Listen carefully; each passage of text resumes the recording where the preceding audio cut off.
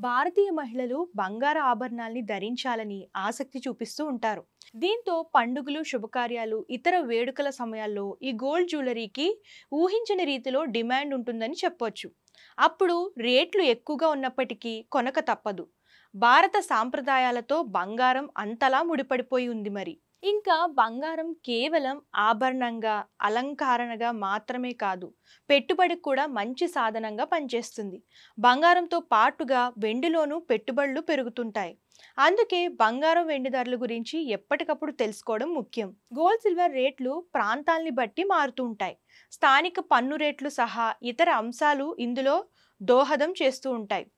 అంతర్జాతీయ ధరలకు అనుగుణంగా ఇక్కడ రేట్లు మారుతూ ఉంటాయని చెప్పవచ్చు. ఇక దేశీయంగా బంగారం ధరల విషయానికి వస్తే, హైదరాబాద్ నగరంలో 22 క్యారెట్ల గోల్డ్ రేటు 200 పెరగడంతో తులం 90,800కు చేరింది. దీనికి ముందటి రోజు ఏకంగా 1400 పెరగడం గమనార్హం.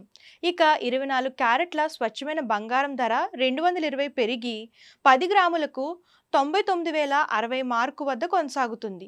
మరోవైపు వెండి రేట్లను చూస్తే స్వల్పంగా ₹100 పెరగ్గా కిలోకు హైదరాబాద్ నగరంలో 1,11,100 వద్ద ఉంది.